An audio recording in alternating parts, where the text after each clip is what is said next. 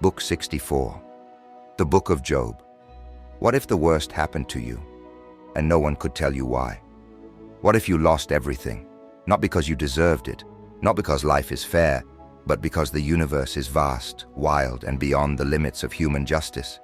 This is the world of Job, a man of unshakable integrity, a father who loved deeply, a leader who gave generously, a soul who walked in reverence, and then, in a single, breathless unraveling, his world collapsed, his wealth stolen, his children taken, his body broken, his grief unbearable. And yet, he did not curse God, but he did rage, he did weep, he did demand answers. Job's voice is not pious resignation, it is the cry of a man torn open. Let the day perish on which I was born. Let that night be barren. Let no joyful voice come into it. This is not just pain, it is protest, a refusal to accept suffering in silence. And what does he receive in return? Not comfort, but condemnation.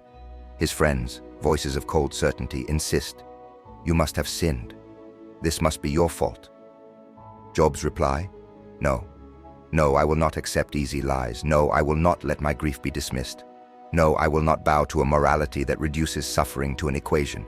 And then, when the arguments are exhausted, when the tears have dried into silence, God answers, but not with explanations, with wonder.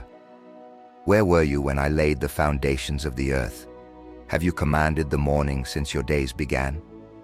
The Creator does not justify Job's pain.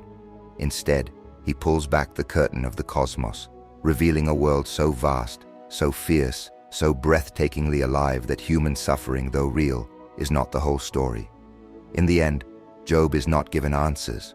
He is given awe. He is not told why, but he is seen, he is heard.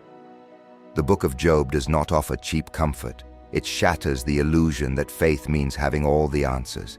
Instead, it offers something far more profound.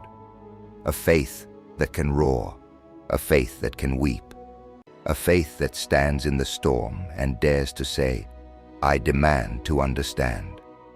This is not a story for those who want easy endings. It is for those who have ever stared into the dark and whispered, "Why?" and discovered that sometimes the holiest answer is not a reply, but the courage to keep asking.